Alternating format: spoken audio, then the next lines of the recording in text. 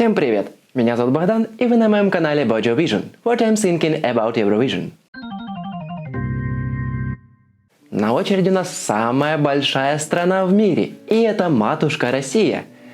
Россия не проводила отборы с 2012 года, а участник был выбран путем внутреннего отбора на протяжении 8 лет. Так, в 2020 году была выбрана питерская группа Little Big с песней «Уна». Песня побила все возможные рекорды Евровидения и даже просмотры Нетты из Израиля. Ничего страшного, все равно у Нетты никто микрофон не отберет. Однако группа отказалась ехать на Евровидение, ссылаясь на то, что они не хотят соревноваться с самим собой. Точнее, с прошлогодней заявкой, которая являлась очень успешной. А пацан дело говорит. Поэтому Первый канал решил спустя 8 лет провести национальный отбор. Однако отбором это назвать трудно, ведь он был всего лишь из 3 артистов, а именно группа Термейтс, дуэт Две Маши и певица Маниша.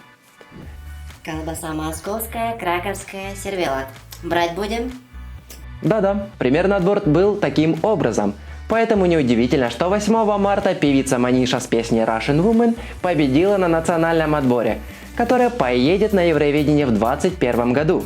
После отбора на певицу упало множество хейта и негативных отзывов, однако на них не обращает внимания и более того шутит с этого. Она также продолжает готовиться к конкурсу, и 19 марта она представила финальную версию, которой она поборется за победное место в Роттердаме. Я уже готов послушать эту песню, поэтому Russian Woman, я тебя слушаю.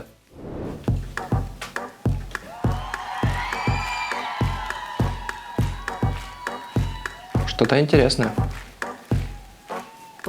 Поле, я ж мало. Поле, так мало. Песня на русском языке. Россия давно такого не выпускала. На Евровидении песня на русском языке. Лайк. Ручки. А у нее прическа правда на Аллу похожа.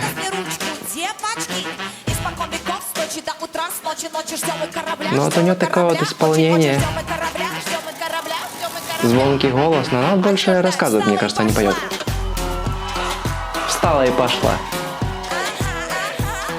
А вот возьму и пойду.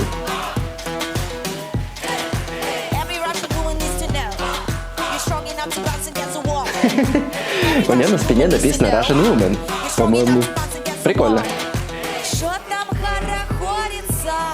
Ой, красавица, ждешь своего. Но она вот такая вот актриса, она вот подает эту песню по-своему, в своем стиле. Не, ну песня, пока что я бы сказал бы, даже это не песня. Но звучит неплохо. Послушайте, правда, мы с вами не стадо вороны. Ага, это вот бэк-вокал стоит. Просто думал, танцоры или кто-то. Теперь зарубите себе на носу. Я вас не виню, а себя я Зарубил. чертовски люблю. А дело говорит. Вау!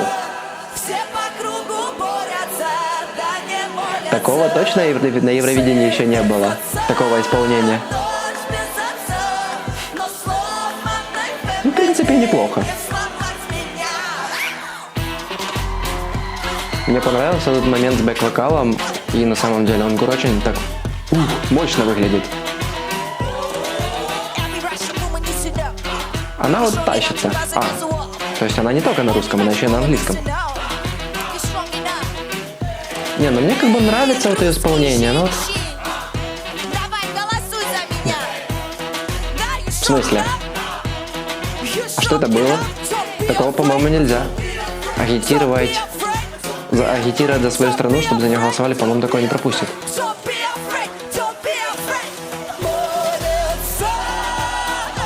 Вау. Мне нравится этот припев. Ну, он на самом деле очень крутой.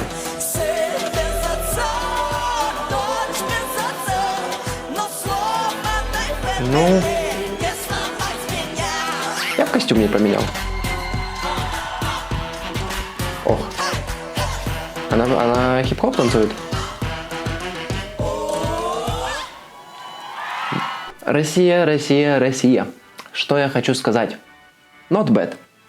Неплохая заявка из того, что было предложено. Россияне — это достойный выбор, мне он нравится.